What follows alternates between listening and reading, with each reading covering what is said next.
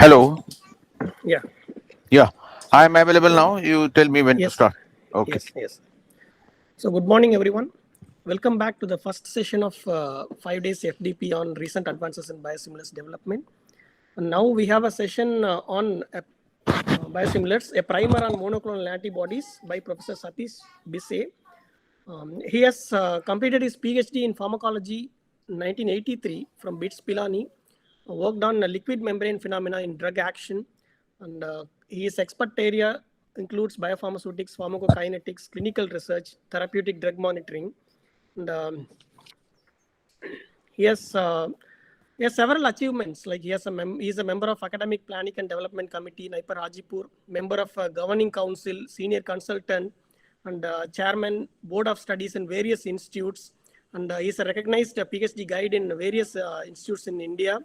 And is a PhD examiner in BITS Pilani, University of Pune, Shivaji University, and many other institutes. And he is expert committee member and chairman in UPSC, MPSC, ACT accreditation committees.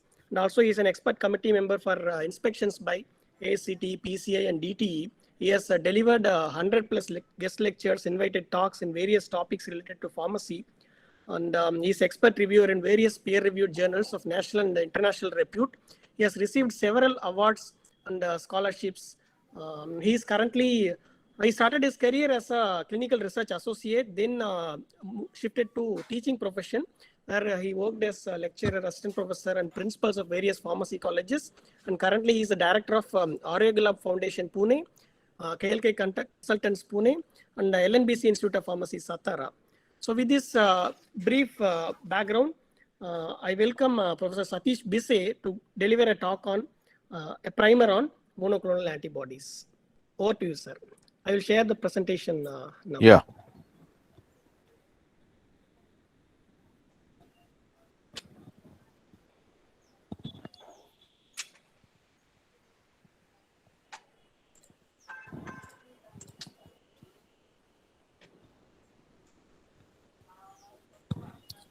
Yeah.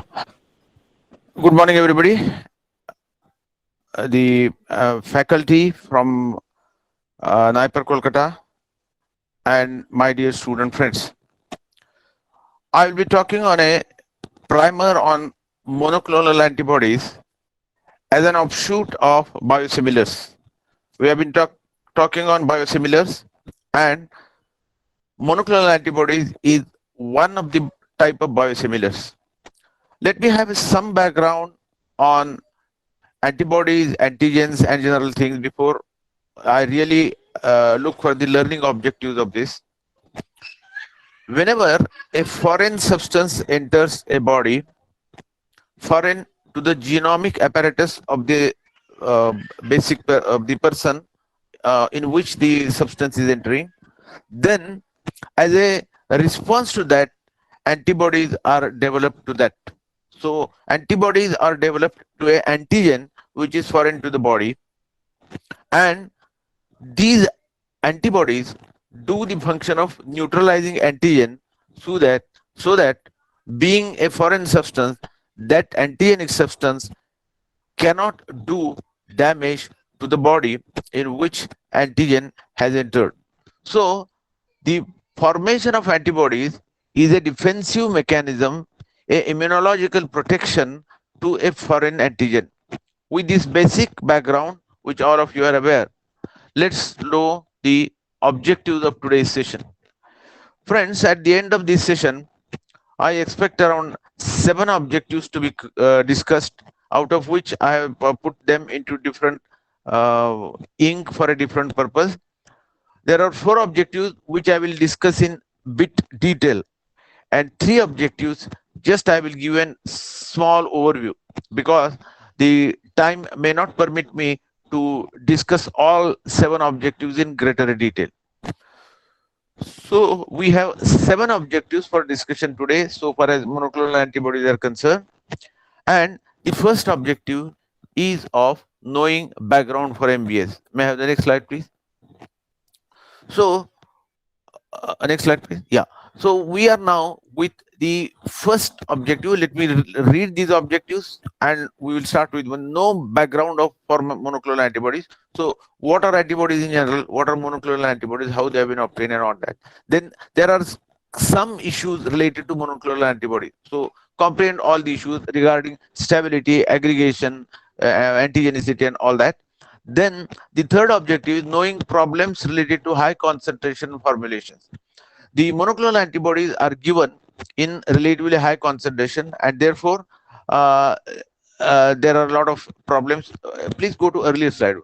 Then knowing problems related to high concentration formulations, we will talk about antibody drug conjugates. The monoclonal antibodies can be ticked or linked to a drug with specific action, and that linkage with that drug enhances the effectiveness of the. So that will be four. So four objectives. We will discuss in some more details. And antibody fusion constructs are again an artifact, an additional thing besides monoclonal antibodies. Then describing other monoclonal antibodies based therapeutics, and describing monoclonal antibody fragments, breakdown products of fragments, are three other objectives which we'll be discussing in smaller details. So let's go to the first objective, knowing background of monoclonal antibody. Oh, well, this is under the broad umbrella of biosimilars. If I say in a very simpler language, biosimilar is an umbrella for which the monoclonal antibodies is one of the cores. What are other cores? The first major core of the umbrella of biosimilars are cytokines. For example, interferons, interleukins, colony stimulating factors, and tumor necrosis factors. These are some of the cytokines. This is one category which we are not discussing today at all. Then the second category of biosimilars are growth hormones and growth factors. They are protein in nature. They are hormones secreted by the endocrine glands from the body, and they do different functions in the body.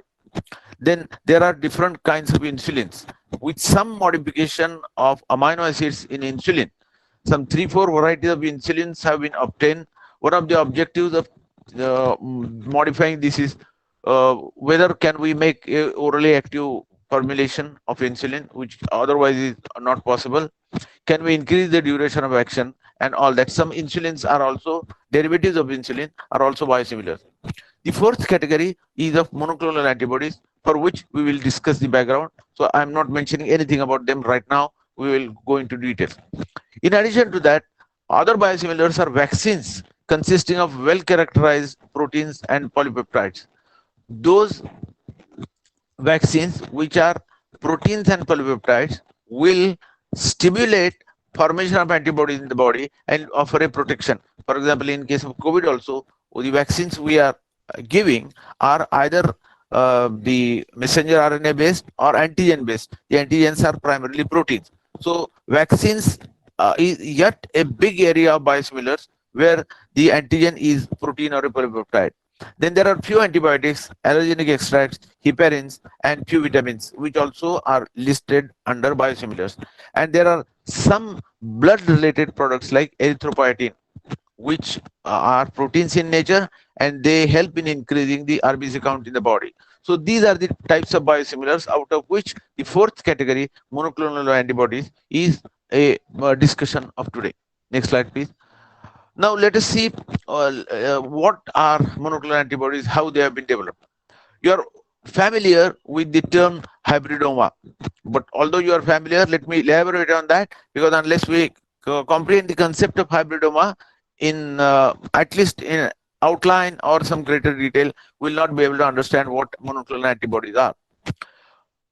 Just now I said that whenever there is an antigen, the antibodies are produced. Now antigen can be a complex molecule like a complex protein, and on the surface of such an antigen there are various what we call as antigenic epitopes. That means the determinants which decide that the substance is antigenic in nature. So if there are n number of antigenic epitopes on the surface of an antigen, in that case, as an antibody, what we expect is a spread of different kind of antibodies which are called as polyclonal. Whenever the antibody is directed only towards one epitope of an antigen, it is called as monoclonal antibody. But otherwise, if at all there are say there are 10 or 15 epitopes or antigenic determinants on the surface of the, then there may be 10 or 15 types of antibodies generated together. They are called as polyclonal antibodies. And in general, for a complex antigen, we know of polyclonal antibodies to a larger extent. But then there was a big development in around 1975, and we came to know about the concept of monoclonal antibody. Monoclonal antibody means the antibodies generated are directed towards only one antigenic epitope, and it has high specificity to neutralize it.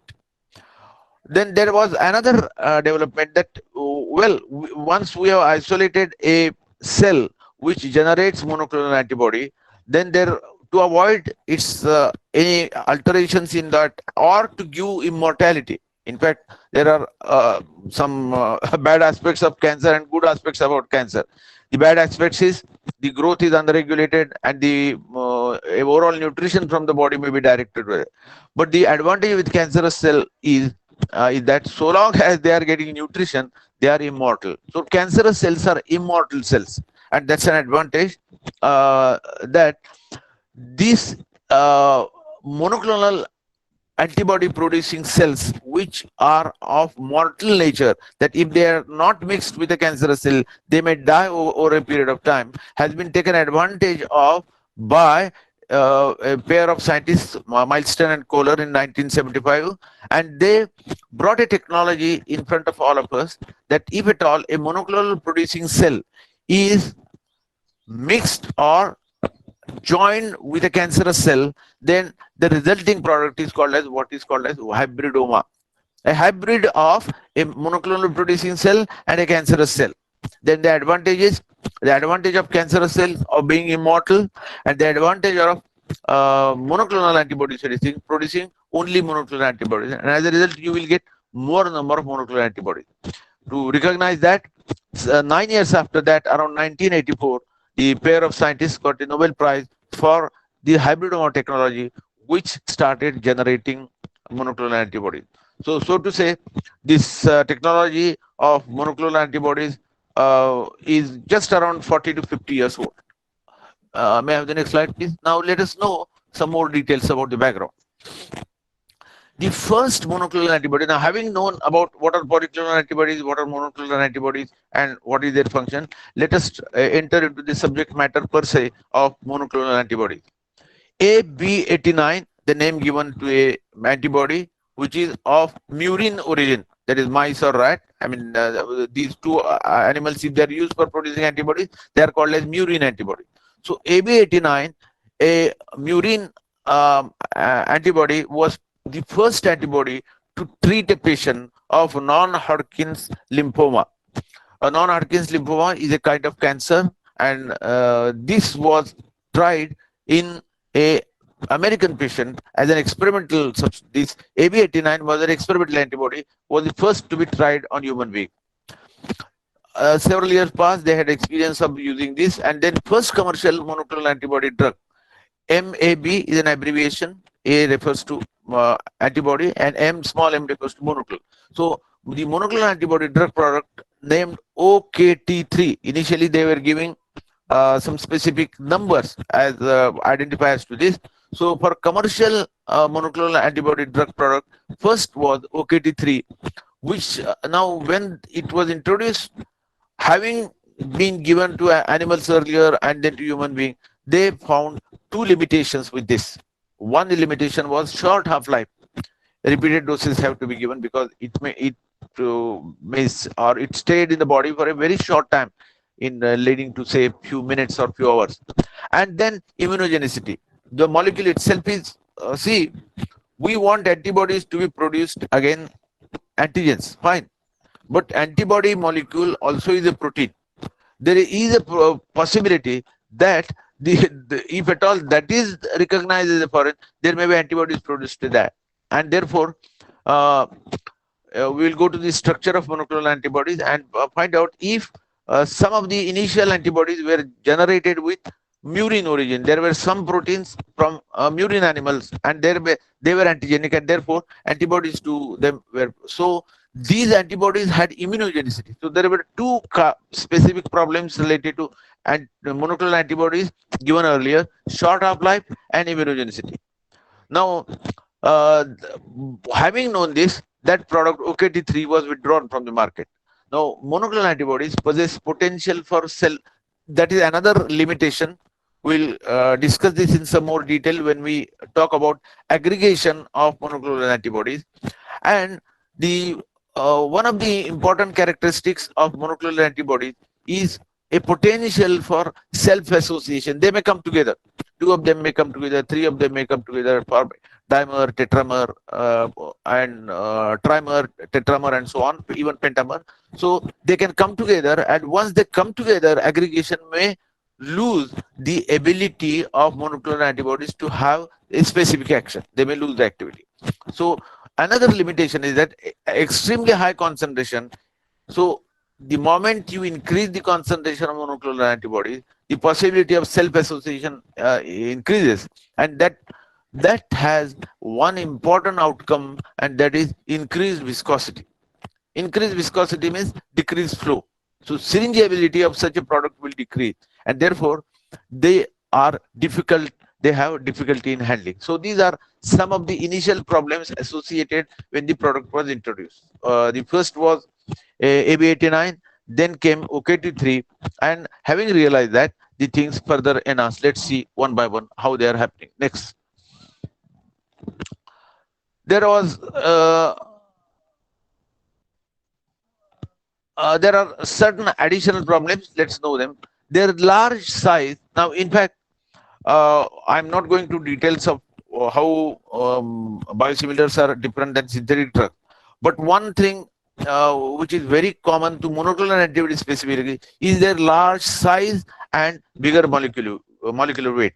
So their large size and bigger molecular weight also is involved with surface, bigger surface area, and the bigger surface area exposes functional groups are very well functional groups are on the surface, and they are a major source of several chemical degradation pathways. The molecule is big, surface is big, molecular weight is large, and therefore the surfaces expose several chemical degradation pathways, and that is why they have problem in stability. There are a couple of examples related to monoclonal antibodies, and the examples are: the antibodies may be linked to a drug. We'll shortly discuss about that. Antibody drug conjugate, so that the antibody's advantage is penetration to a specific organ, and the drug action is certainly it may be a anti-cancer drug, it may be specific. Fusion proteins, the proteins are through a linker linked to another molecule. These are called fusion proteins. Then antibody fragments. Instead of using the entire antibody, some small fragment of the antibody may be used. And miscellaneous anti-based modalities, which we are going to discuss. So while discussing these, we have the objectives of the ability, potency of the monoclonal antibody should be increased.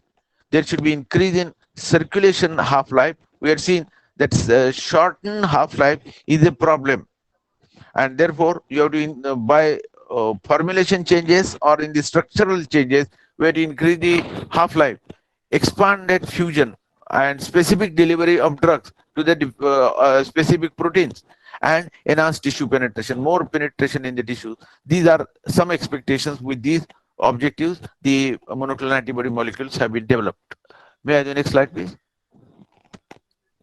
Now we are looking how as I said, this science is relatively new. The concept itself, the first investigation of hybridoma and all that was in 1975.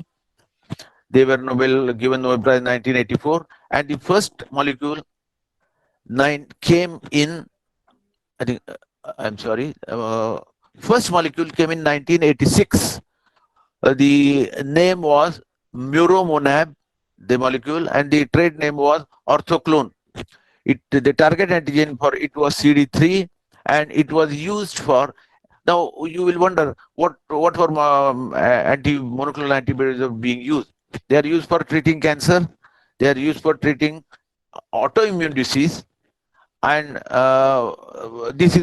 they are also used for organ rejection. Whenever a organ of, especially in case of human being, I'm pointing out, organ of another person, for example, we have been talking about heart transplants, we have been talking about even liver transplants, bone transplants. Some of them are in pipeline, some of them are being practiced. So whenever a new organ from another person is implanted in a recipient, there may be a immunological reaction from the body, and it may lead to organ rejection.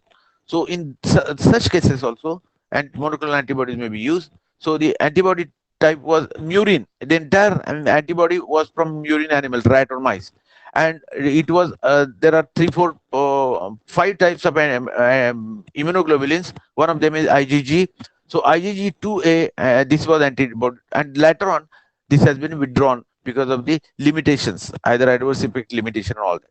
The second monoclonal antibody came in 1991. 5 years after that, it was nibaculumab. The trade name was Centoxin.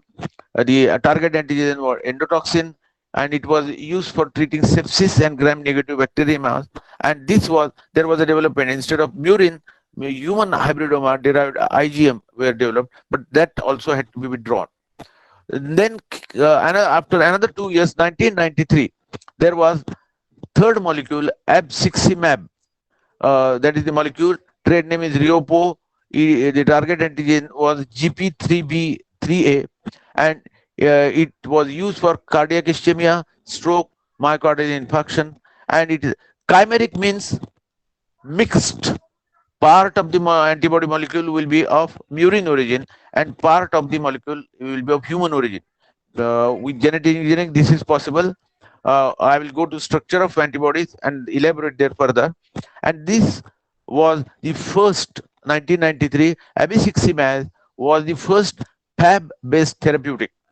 The PAB refers to antigenic determinant on the surface. When I show the structure of monoclonal antibodies, I will elaborate on this further.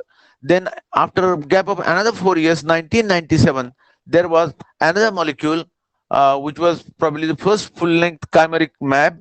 The trade name is, the molecule is rituximab. The trade name is Rituxan. It is directed against CD20 cells antigen, and it is used for treating non-Hodgkin's lymphoma. It is a chimeric, that is a mixture of human and murine antibodies, and it was the first full-length chimeric monoclonal antibody. So these were milestones from 86 to 97. May I have the next slide? There are few more developments later. In the 1997, there was daclizumab, which was with a trade name Zenapex, targeted against antigen CD25, and it was used for prevention of kidney transplant rejection, and it was humanized IgG1, humanized antibody, and first approved full-length humanized. So daclizumab has a the special version that it was first humanized. Humanized means the entire structure. Now, if the molecule is humanized, there are less chances of that being antigenic, and that will be more acceptable. In addition to that, it is expected that the duration of action of the length of action also may be increased further. So that was in 1997. Immediately 1 year after that, in 1998, there was etanercept with a trade name Enbrel. It was the target antigen was TNF receptor. TNF refers to tumor necrosis factor. So it was used in rheumatoid arthritis, and the antibody was of TNFR, F2 Fc fusion. These are the typical names given to the type, and this was the first approved Fc fusion protein. The daclizumab was first humanized, and etanercept was first approved Fc fusion protein. Then in 2000, there was gemtuximab or ogogamicin with a trade name Mylotarg, again directed against CD33, which was used for acute myelogenous leukemia.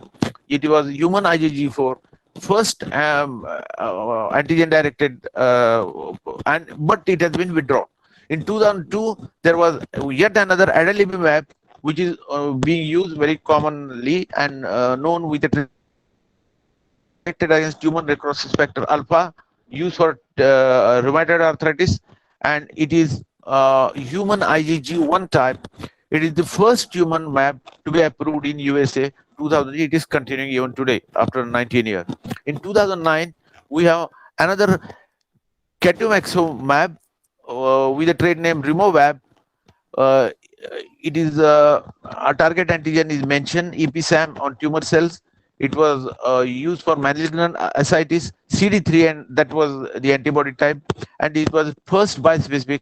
Now let me elaborate on this word. This will come again. That monoclonal antibody it will be directed only against one epitope. Bispecific means it will be directed against two epitopes. So we have some development that from polyclonal we have come to monoclonal. But if two monoclonal types of antibodies are used, or in the one itself there are some changes so that it can work on two epitopes, it is called as. So this was Catumaxomab was the first bispecific to be approved by European Commission. So this is a history. I have not tracked beyond 2009, but this is my development of monoclonal antibodies in the last couple of years. Next slide, please. Now, having known this background, we enter into the second objective of our discussion. That, well, now we know what are monoclonal antibodies, how they have been developed. Now, what are the issues related to monoclonal antibodies? I reiterate, students, please know this fact very thoroughly, that we are on the bigger umbrella of biosimilars, and we have taken up one chord of discussion of monoclonal antibodies today. So the first issue which comes to our mind is, what are the issues related to monoclonal antibodies in terms of stability, in terms of structure, and in terms of clinical applications. Once we know these problems, now whenever you are studying monoclonal antibodies as a part of biosimilars, you will face this, and that's why we are knowing what are the issues related to that. Let us know each one. Next slide, please. Now there are issues. What are the issues? The structure, the type, and the function.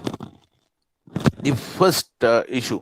Each one issue we are going to discuss, but let me just one line mention. What are the structural aspects of this? What are the types of monoclonal antibodies, and what is the function on which they are? Now, one of the important issue for which we will devote some more time later is glycosylation. All these monoclonal antibodies, which are proteins, are prone for glycosylation. That means they can link with carbohydrate moieties. And glycosylation has an influence on stability, aggregation, and even effectiveness of monoclonal antibodies. Now, one interesting fact, let me mention here, that in case of diabetic persons, there is high sugar concentration in the body. And that is why there is a possibility that all these higher concentration of sugar molecules come, link, and sit on the surface of different proteins in the body. And that's why we get all the complications of diabetes. Now, even with a normal person, glycosylation of monoclonal antibodies is possible. But if at all the person is diabetic, there is a possibility of that this glycosylation will be more in nature of a person.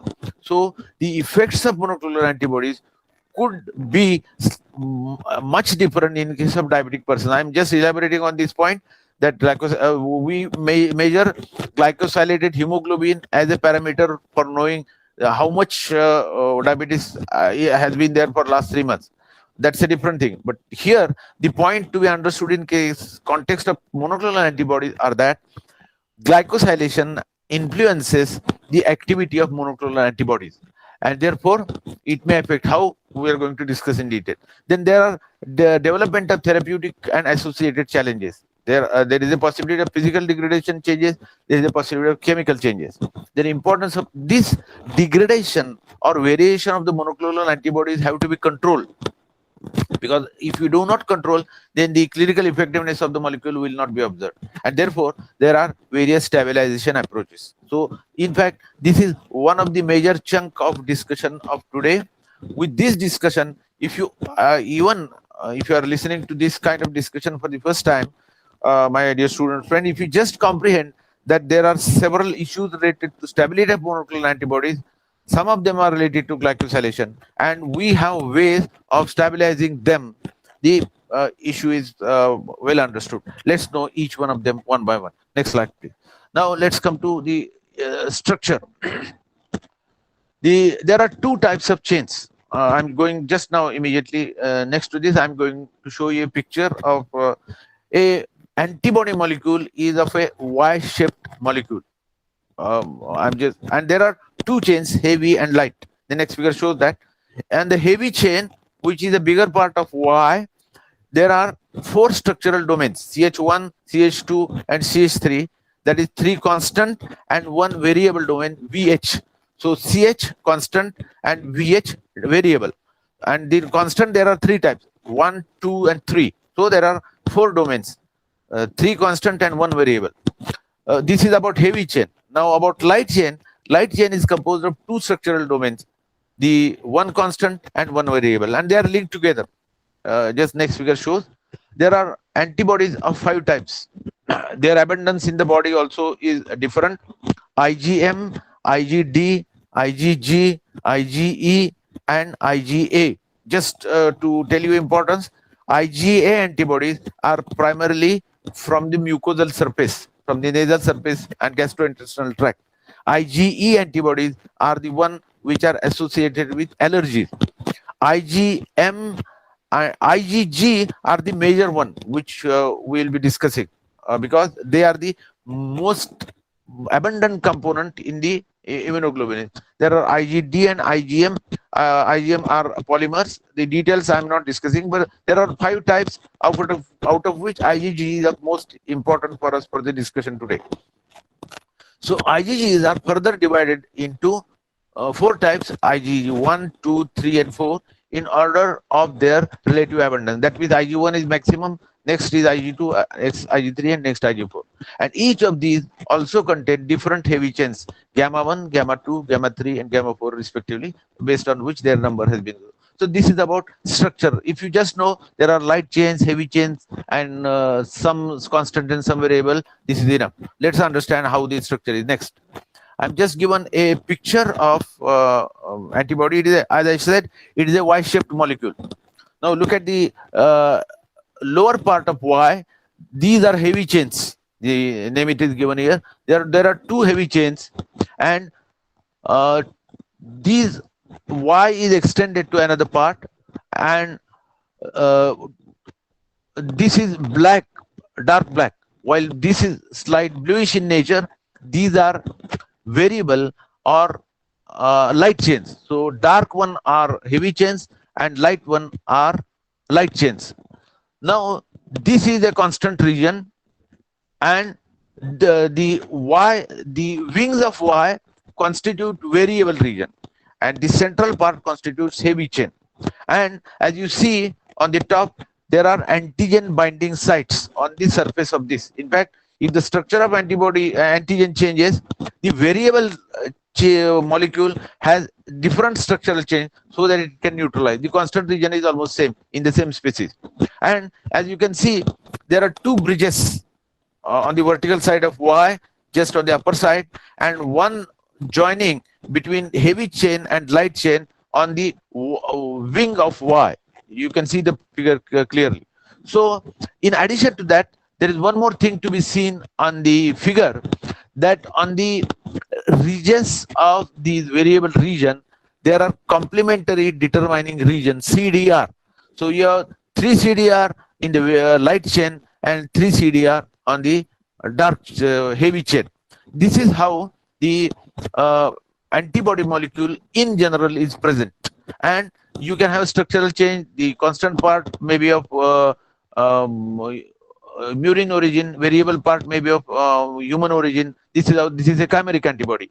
If at all entire thing is changed to human, that is called a humanized antibody. So this, remember this figure, because this is extremely important to understand what is constant region, what is variable region, what are heavy chains, what are light chains, and what are complementary determining region. The words will come often in the further discussion. Next slide, please.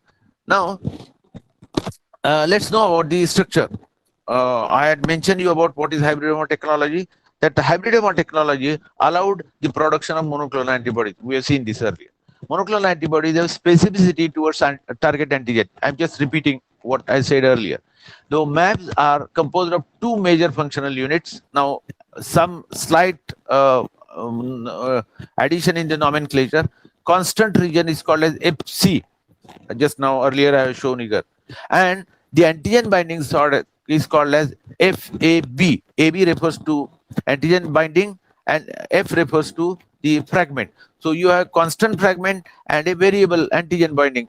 Fab is on the top of the Y and the FC part is in the lower part of Y. Fab unit, that is on the top, which contains three hypervariable complementary determining regions, CDRs I have just mentioned, which together form the antigen binding site on the surface of antibody. In fact, this specificity on the surface of variable region gives ability of the antibody to neutralize the specific antigen. Next slide, please. Now, what are the features of MABs? The major issue with murine MABs, murine means of murine animals, either rat or mice. So murine animals is their low half-time and immunogenicity. I have just mentioned that if at all you are using an antibody which is generated in, because the initial experiments were done in the smaller animals, mice and rat, then they tried in rabbits, then they tried in monkeys, and then finally into human beings. And during that, based on the experience, they have got changing the molecule. So what are the major issues with murine antibodies? Low half-life, very quickly disappears. So you have to give very frequent doses, and immunogenicity. The molecule itself is immunogenic, so antibodies may be generated. In chimeric antibodies, chimeric means a mixture of human and murine. So in chimeric antibodies, the murine variable domain is fused with the human constant. The constant part, lower part of Y, is human, and the variable part is that of murine origin. One of the most common methods is to graft mouse complement determining regions into human acceptor antibody framework. Fully human antibodies are either naturally obtained, recombinantly expressed, or collected, and we have in last 20-30 years we have gone a long way, and now humanized antibodies are available. Next slide, please. Now, let's know what are the mechanisms of action of monoclonal antibody. Another effective way of producing human antibody is, you are aware of the phage display. This refers to what we termed as bacteriophage, a virus infecting a cell and creating a bacteriophage. The primary mode of action of MAB-based therapeutics for cancer is, remember this word will be coming often, that's why I'm emphasizing, antibody-derived cell-mediated cytotoxicity. That antibody, when it combines with a cell, it causes toxicity to the cell and kills that, if at all. That is called as ADCC. The word ADCC, antibody-derived cell-mediated cytotoxicity, will come often in the discussion. Fc portion, which is the constant portion, interacts with Fc gamma receptors on the surface of effector immune cells, and antibody is bound to the surface of antigen of cancer cell. One of the important use of monoclonal antibodies are the one which have got highest market fraction of the market in the monoclonal antibodies, and one reason is many monoclonal antibodies are used for treating cancer.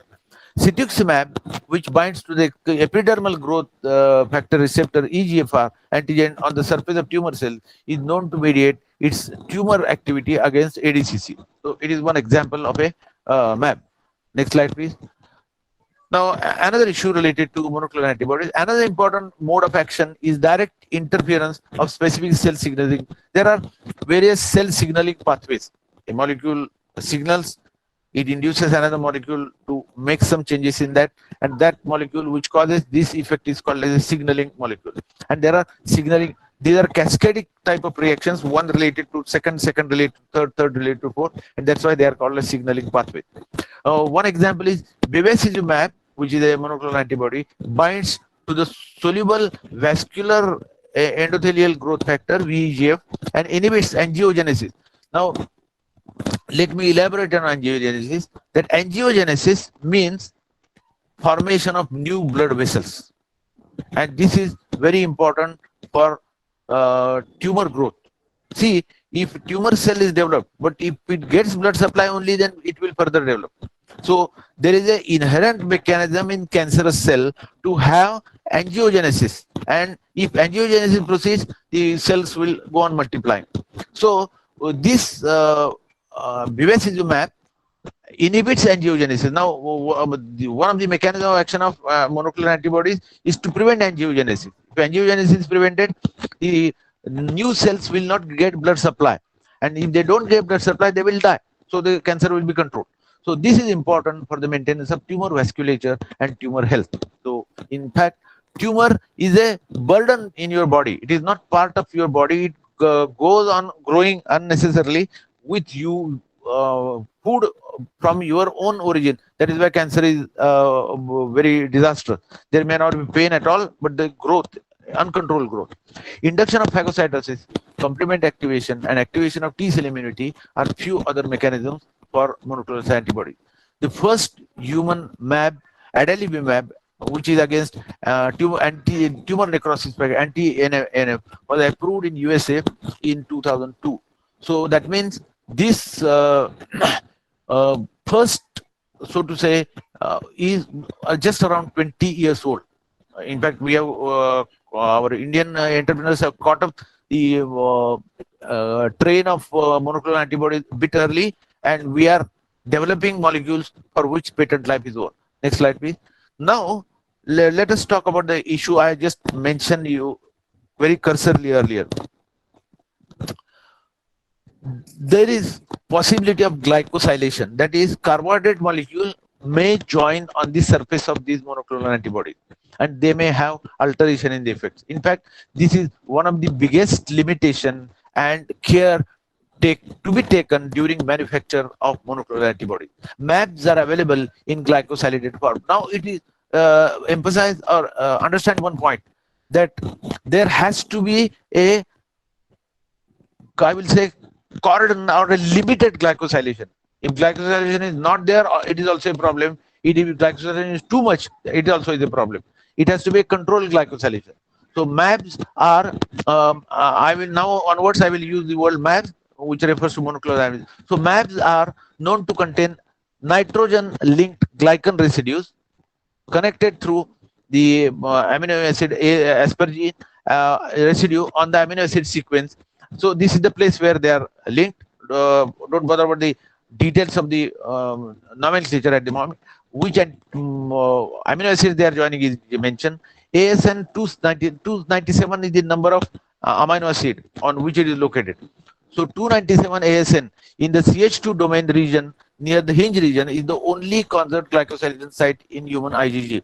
Just note this information, that hinge means wherever there is a bifurcation of Y from the truncated region to the expanded region, two sides.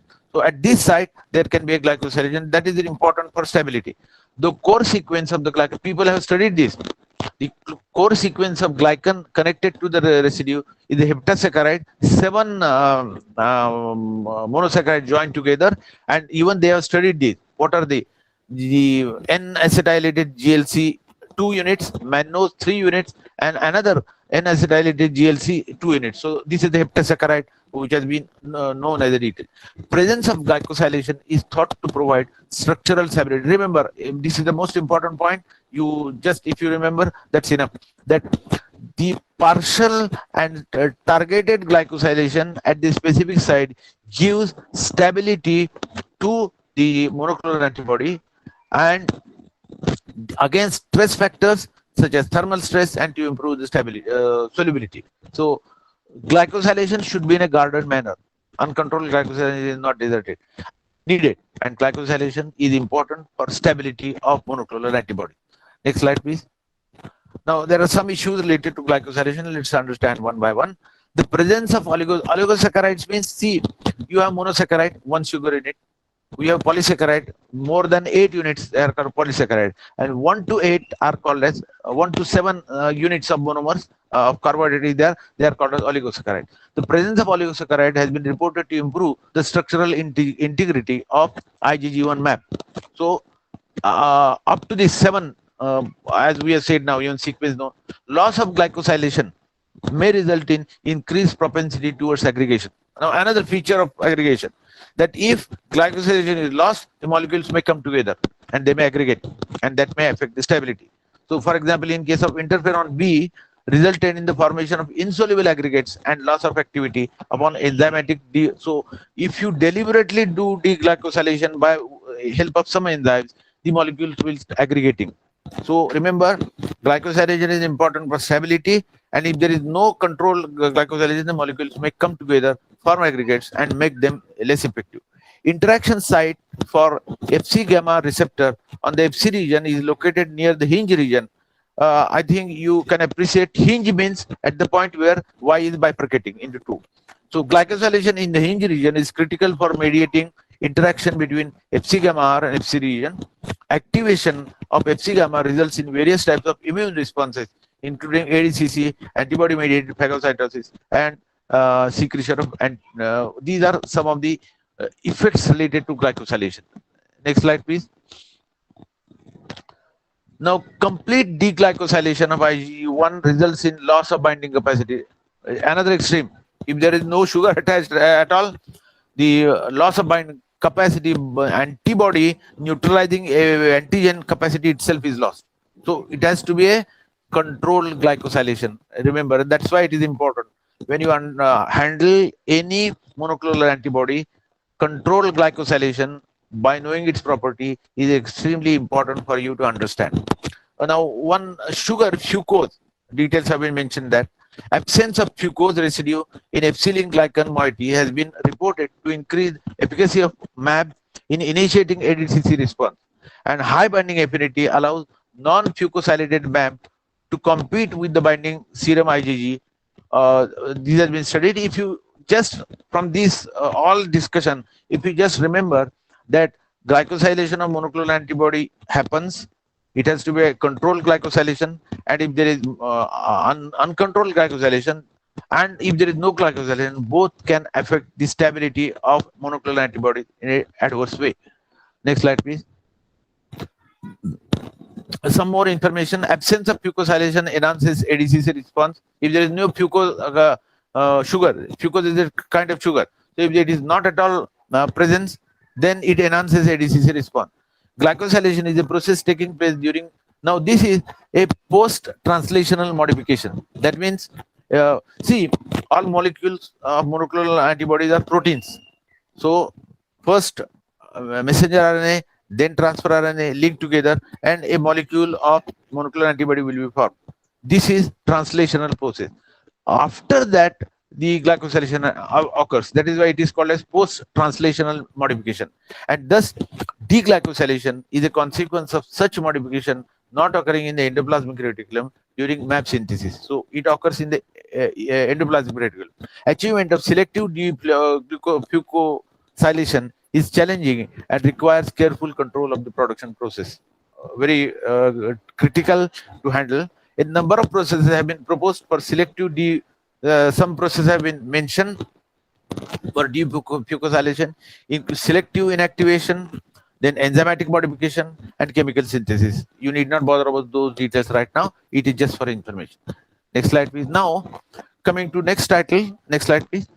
Development of therapeutics. Well, you have developed a monoclonal antibody. You have a controlled glycosylation to that. If necessary, you have done defucosylation if necessary, and you are developed. Now, coming to therapeutics, what are the issues related? Biological activity of MAP-based therapeutics is closely tied to their structural conformation and chemical stability. In synthetic drugs, you very well know the word structure activity relationship. That means the activity of a small molecule is dependent on structure. As much as in small molecule, it is also true in case of bigger molecules like monoclonal antibody. That if their structural integrity, if their conformation, that is spatial, spatial in the sense in the environment around it, projection is maintained and chemical stability is maintained, only then they are active. Degradation may occur at various stages, and thorough understanding of possible. Now you should know degradation pathway for your monoclonal antibody of interest, because if you don't know, then you will not be able to control that. So if at all degradation is occurring, how it is occurring, so and knowing that is to be understood. Degradation can be broadly classified in two ways: physical and chemical. Let's know each one of them one by one. Physical. Next slide, please. In the physical, the most common pathway of physical aggregation is degradation is aggregation. Two or three molecules come together. So aggregation can be formation of a dimer, trimer, tetramer, even pentamer, and so on. And the moment molecules come together, a larger molecule is formed. So these form larger structures, and they are of three types: very small, less than 1 micron size, which is called as submicron particles, which are conventionally referred to, are they are soluble. Even say instead of one, there are two molecules, and the solution is clear. They are still soluble. But when the aggregation of the number of molecules starts, the particles start becoming more, and when they become 1 to 100 micron size, they are subvisible particles. And then when they are more than 100 microns, they are visible particles, and you start observing precipitates in this. So this is about physical stability, aggregation. Next slide, please. There are some physical issues further. Aggregates can be non-covalent. Not necessary that everything has to be covalent only. So they can be non-covalent in nature, mediated by weak forces like hydrophobic interaction, van der Waals interaction, hydrogen bonding. I am not elaborating on them. These are basic information which you have studied during your graduation. Then there can be covalent interaction, especially whenever there are disulfide linkages and there is a breakage, SH is separated. There may be chemical covalent interaction. Various stress factors have been reported to induce aggregation. Now, stress means molecular stress. You are well aware of the human stress. If something unwanted happens around you, you expect something, and something unexpected happens, you get a mental stress. Now, similarly, molecules also get a stress. What is the what are the causes of stress? Change in temperature. This can be mechanical stress, freezing, thaw. So these are the stresses which and they may change the molecule. So exposure to elevated temperature is a common cause for aggregation. If I cite example of some vaccines, unless cold chain is maintained, vaccines are not effective. Main reason for this is true in case of monoclonal antibodies also. If you expose these monoclonal antibodies to higher temperature, there will be aggregation. Next slide, please. Some more physical factors. And at elevated temperature, MAB may undergo conformational destabilization. A partial to complete of the folding may change, and at elevated temperature. Freeze thaw causes aggregation by a number of factors such as partitioning. Mechanical stress can be manifested in a different way. And formulation condition. Now, whenever you are formulating this molecule, you may have to change pH. The ionic strength around that molecule may change, concentration of MAB may change, and they are, so these are, remember very well, the physical factor is aggregation alone, and there are several factors on which aggregation is dependent. You should be aware of these factors for maintaining stability of the monoclonal antibody. Next. Now, let us come to chemical factors. Next slide, please. Now, having known about physical factors, let us know chemical factors. That chemical degradation affects a primary sequence and may also lead to significant changes in chemical changes means deamidation, oxidation, isomerization, clipping or fragmentation, and cross-linking of the molecules. So these are the chemical changes. They may be promoted by a change in pH. Deamidation is the most common type of chemical degradation and is favored as neutral and basic pH. Normally, these monoclonal antibodies are maintained slightly in acidic condition, but if they change to neutral or alkaline, the changes may happen. Isomerization is another common. Isomerization, you know, in synthetic molecules also. Now, similar case is possible in case of monoclonal antibodies also. Hydrolysis of a peptide leads to fragmentation. So this is yet another chemical factor. Next slide, please. Now, MABs may contain certain residues that are sensitive to oxidation. The methionine, tyrosine, tryptophan, histidine, and cysteine. These are some of the amino acids mentioned. Oxidation has been reported to be major pathway. Exposure to light. Now that is why the maps should not be exposed to light also. So exposure of light is also a stress. Concentration with trace amount of transition metal ion in the presence of degradation product, excipient, hydrogen peroxide, for example. The consequence of oxidation may include more oxidation, more aggregation. So oxidation is observed most commonly in methane. People have studied that very often. Remember very well that oxidation is one important factor of chemical changes. Next, chemical degradation may also occur by cross-linking two molecules coming together. Intramolecular disulfide linkages. Within the molecule, there are two free sulfide bridges. They may come together. Intramolecular SS bond may be formed. At higher pH, especially alkaline pH, the formation of reactive thiols SH S from the thiol group SH of cysteine is the residue is favored, which may increase the probability of disulfide linkage formation. So, if you make the background more alkaline, there will be possibility of more SS kind of double bond formation. Next slide, please. Now, we are talking about next issue, importance of controlling degradation. You know the pathway of degradation. One is aggregation, physical, we have seen, and another is chemical. So you have to control this aggregation, otherwise the molecules will be less effective. So degradation of the molecule may interfere with the intended biological activity. These are changes in which formation of aggregates was followed by, in this case, this may decrease the biological activity. And for example has been given here. Antiviral activity of interferon B1 small b aggregate was found to be 3 times lower than in the monomer form when there were changes. So protein aggregation may influence immunogenicity. More the aggregation, more the immunogenicity. So if the molecules come together, they may themselves become more antigenic. So immunogenicity refers to antibody formation by the indigenous immune system against. There may be antibodies generated against the biosimilar which you have administered after aggregation. Again, more problem. Next slide, please. Now, controlling degradation. Let's know how. Neutralization of endogenous erythropoietin by the antibody formed against recombinant human erythropoietin has been reported to cause red cell aplasia. One example has been given. Aggregation of naturally occurring immunoglobulin into fibrillar has called renal failure. Level of aggregates. Now, why aggregation has to be prevented? Remember, it may cause renal failure. Level of aggregates in clinical and commercial drug products is tightly controlled, and therefore regulatory agencies have a control on the level of aggregation. And what is the common thing you observe? If the molecules are aggregating, the clear solution may become in the kind of precipitate, visible change. So amount of subvisible particles not exceeding 6,000 particles greater than or equal to 10 micron size and 600 particles. This is the criteria they have mentioned per container of nominal volume of less than 100 ml. They should not exceed this limit.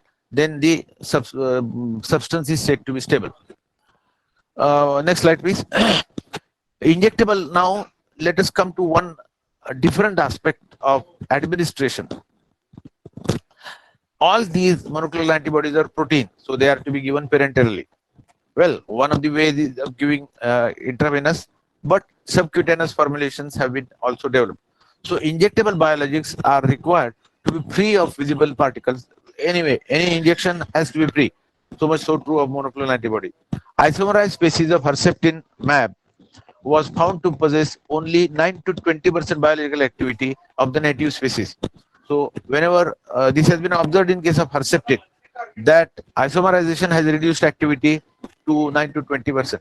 Oxidation may result in immunogenicity increase and oxidized form of INF. So these are some of the examples of knowing controlling the degradation. Next slide. Now, next slide, please. Now we come to stabilization. The first step is development of pH. You have to know what is the optimum pH. Slightly on acidic side, never neutral or alkaline. So pH can alter after the ionization behavior of charged amino acids. So if the ionization behavior of amino acids in the molecule which are likely to be charged alters, that also may change pH. Various pathways of chemical degradation are pH sensitive. and deamidation and isomerization are favored. In neutral and basic. Remember the basic rule, right? Neutral or alkaline pH may cause destabilization, and therefore your pH of the formulation should be more to acidic side.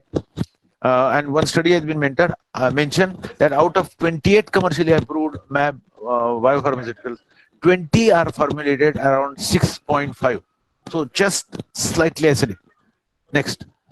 Whenever you want to maintain pH, you are using buffers. So buffers have their own components. The buffer components play an important role in stabilization. Sodium phosphate and histidine, they are important for maintaining buffer capacity. Sodium phosphate is more common for low concentration. Histidine is a buffer which is used if the concentration is low, use sodium phosphate. If it is higher, go for histidine. Histidine has a pK of around 6, which allows the preparation of MAB formulation under slightly acidic condition. Moreover, histidine residues are reported demonstrate stabilizing effect. So, favor, I'm just for every slide I'm mentioning takeaway message, favor phosphate buffer and use histidine if the concentration is higher. Now you can also, next slide please, you can also use surfactants for stabilization. Surfactants are also included. The surfactants, they stabilize. Surfactants are the molecules which have one part which is hydrophilic in nature and one part which is hydrophobic in nature. So polysorbates are some of them. The surfactants stabilize protein molecules. Like for example, polysorbates 20 or 80 are the most commonly used surfactants, and inclusion of polysorbate in biopharma has been suggested a part of platform formulation. Next slide, please.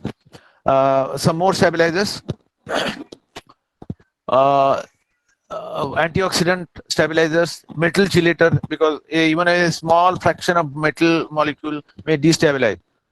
So antioxidants, metal chelator, and cryoprotectant. Cryoprotectant means sudden change in temperature is called as cryo change. So even if the molecule's temperature changes, the buffer molecule, cryoprotectant molecule, will keep that change to itself and not let it go to the monoclonal antibody. So these are antioxidant, metal chelator, cryoprotectant are small molecules. They can be added. Sugars and polyols are common stabilizers. Presence of sucrose and trehalose. Then polyols like mannitol and sorbitol, and sugars and polyols. So sugars, polyols, antioxidants, and metal chelator are some of other stabilizers. Next slide, please. Some examples of stabilization have been given. Protein unfolding temperature. Now, one term, let me introduce to you. Protein unfolding temperature. As you go on increasing temperature of a monoclonal antibody, there is a temperature at which the protein folds, and that temperature is called as protein unfolding temperature. Now you go on increasing the temperature, and at one point the protein folds, which you can know by analytical estimation. So sucrose was found to increase the protein unfolding temperature by 10 degrees. That means if you add sucrose, the TM will be increased to a higher level. The molecule will not fold, protein molecule, it will get stabilized. Mannitol was found to stabilize. So sucrose, mannitol, metal ion induced oxidation, such as EDTA can stabilize, and salts. So salts, EDTA, then mannitol, sucrose are some of the additional stabilizers. Next slide, please.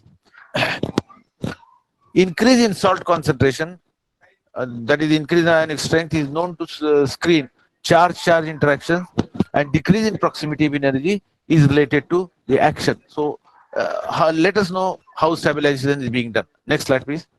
Now, having known this, now the second issue was one of the important part of our discussion, comprehend the issues related to MAB. If you take away message from this, that the glycosylation is important for their stability, change of pH is important, chemical changes, aggregation, these are some of the issues which are important. If they are controlled, you can keep your monoclonal antibody stable. Now let's come to the third objective. No problems related to high concentration formulations. Next slide, please. The high concentration Now, as I just said, all monoclonal antibodies are to be given by parenterally. So subcutaneous delivery is there, but there are some limitations. There are some challenges of high concentration formulations, and there are issues related to analytical estimate. Let us know each one of them. Next slide, please. Now, subcutaneous delivery, usually IV intravenous is the best preferred route, and if the formulation is highly soluble, no problem at all. You can give slightly higher quantity also. For chronic diseases like asthma or arthritis, where frequent administration is required, development of subcutaneous dosage has been done. This includes ease of, as compared to IV, for subcutaneous, there is ease of administration, patient compliance, and reduction in cost as well as administration. For example, I will take example of insulin. That insulin, patients or the relatives can give subcutaneously. So, but for intravenous injection, you have to depend on an expert nursing staff, or go to a hospital, or invite some expert pharmacist at your place and do that. But subcutaneous done is relatively easier to give. So one errantly, but then there is a limitation. When you give SC, the quantum should be less than 2 ml. Otherwise, it creates a problem. Then pain at the site of injection is also a problem related to subcutaneous injection. Next slide, please. There are some issues related to subcutaneous delivery. Histidine buffer is known to be less prone to cause pain. So if you use more histidine, it is a good buffer also, and it will cause less pain.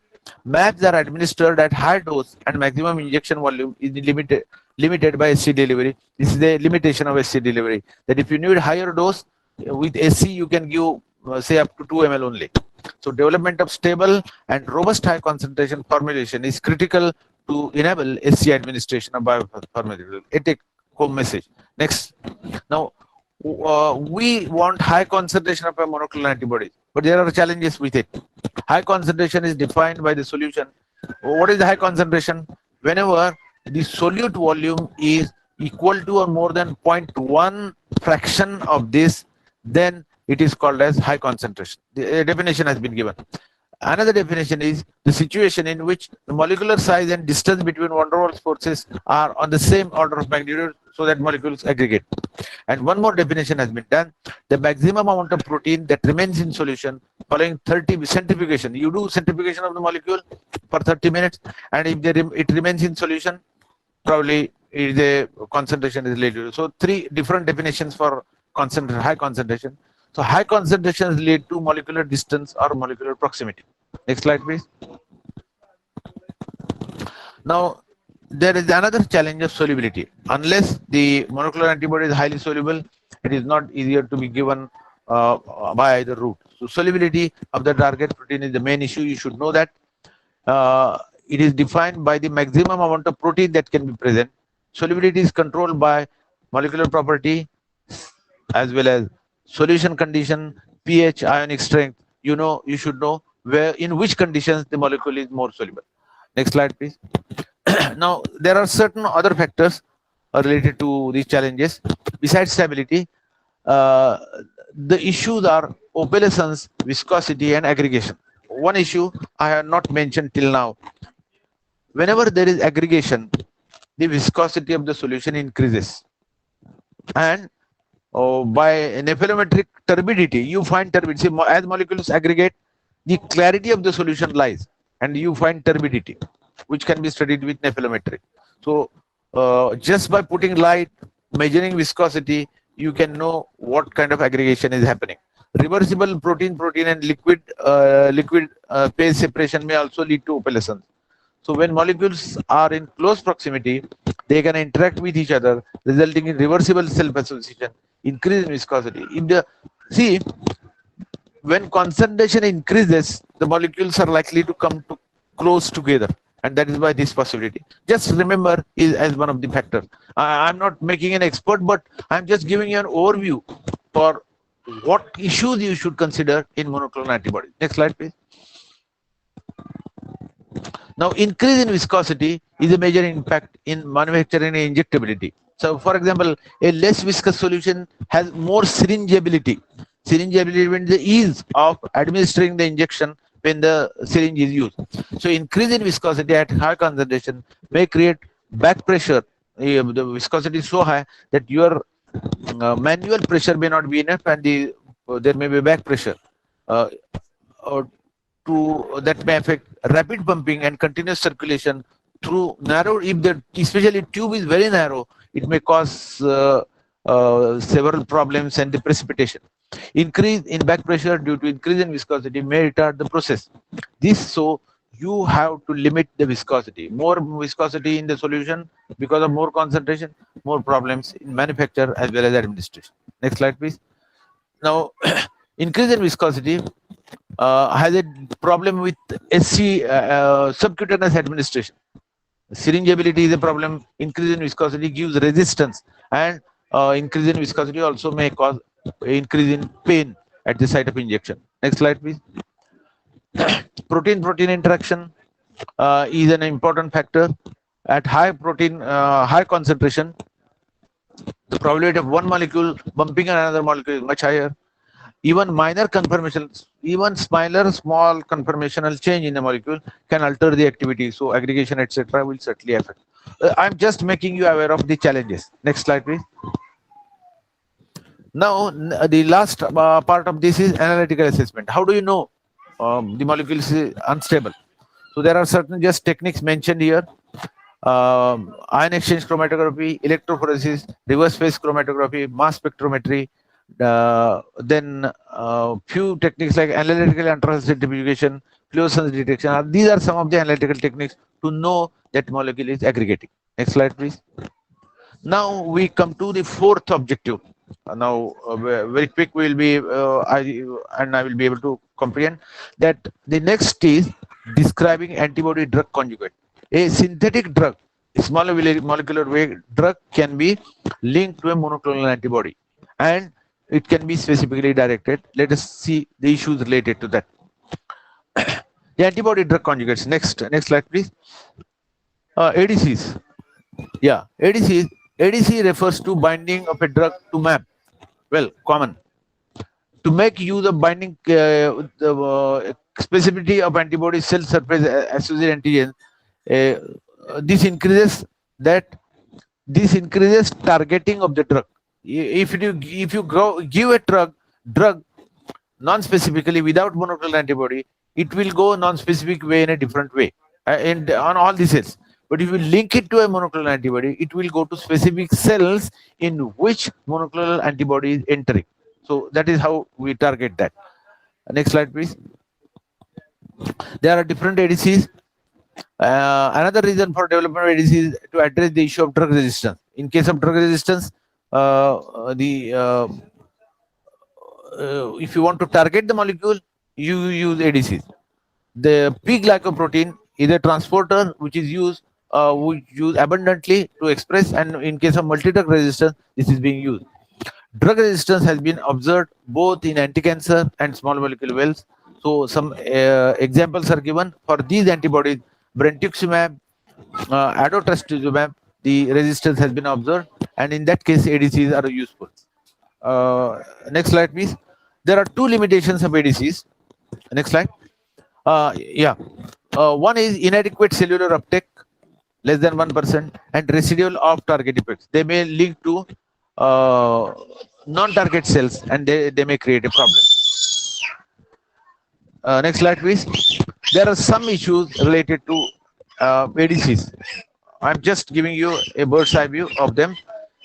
Design and selection of linkers. Now, molecule, if it is to be linked to monoclonal antibody, there has to be linker. So that molecule which comes in between a monoclonal antibody and a drug is called as linker. Then there is optimization of antibody to drug ratio. How many drug molecules are to be linked with antibody? Then there are formulation changes, and there are challenges during manufacture and stability. So these are some of the issues which are related to formation of antibodies. Let's know each one of them very quickly and end up our discussion. Next slide, please. Now, ADCs, limitations of ADCs we are known. These issues related to ADCs. And I was talking about linkers. Premature the linkers are if linkers are not proper, premature release of drug outside the target cells is an issue. Linkers should be firmly linked to monoclonal antibody. In addition, drugs need to be readily releasable inside the cells. As soon as they enter the cell, so it should be hard enough to maintain its structural integrity outside the cell. As soon as it enters the cell, the drug should be released. Delicate balance between these two is needed, and various types of chemical linkers have been designed. Let's see what are they. Next, there are certain linkers. The traditional linking sites in the preparation of protein conjugates are primary amines on lysines. So there are certain amino acids which have more than one amino group. Now, one amino group may be linked to linkage with COH. Whenever a polypeptide bond is formed, NH2 of a amino group links with COH of another. But if at all the amino acid has another second amino group, that may be used for linkage. This is called a second amino group, which is called epsilon amino group, and that is present on lysine. So random acetylation process would generally result in heterogeneous mixture of conjugates. And another limitation is thiols, SH present on the amino acids like methionine or cysteine, which have SH as a link. So these can be used as a linkers. Next slide, please. There are dipeptide linkers like valine, citrulline, and the superior efficacy and reduced toxicity of trastuzumab mystenoid conjugate has been studied. Next slide, please. And the second factor is antibody drug ratio. How many drug molecules are linking to one antibody? 1:2, 1:3, or so on. So that ratio is important. Increasing the drug load may not increase the efficacy after certain limit. So if you have to find out optimum ratio between monoclonal antibody and the drug. Next slide, please. ADCs contain three components. MAB, the main molecule, linker, and the drug. MAB and linkers are the first to be considered in formulation stabilization, and half of the all naked MAB drug products are in liquid dosage form. Many of the small candidates are laid to hydrophobic, and addition of a hydrophobic group would enhance the hydrophobicity-driven aggregation tendency. Remember these factors when you are formulating a monoclonal antibody. Next slide, please. Conjugation via lysine residues may lead to reduction in the number of protein molecules.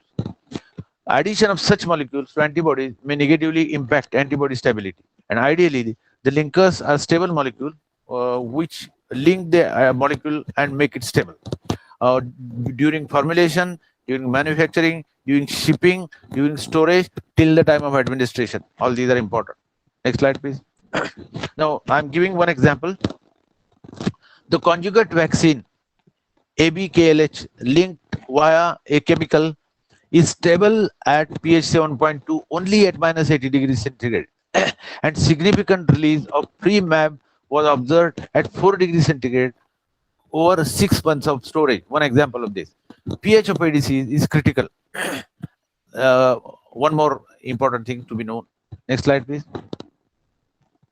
In the market, we have two such linker related products and ratio. So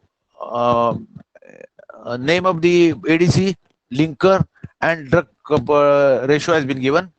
In case of Adcetris, which was introduced in 2011, the ratio is around 4, and in case of Kadcyla, introduced in 2013, the ratio is around 3.5.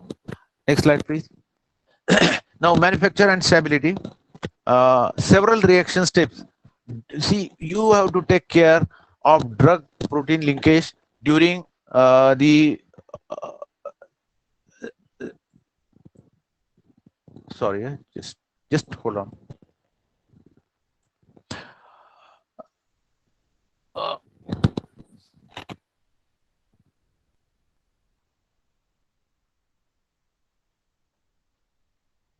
Sorry, there was a I had given some examples that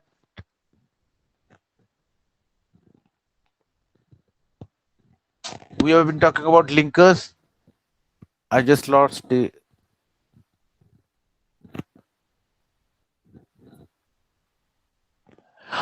During manufacture, stability has to be maintained. So, prevention of cross contamination, stringent requirement, pH, ionic concentration, and all environment has to be maintained. Only then the molecule is stable during manufacture. Next slide, please.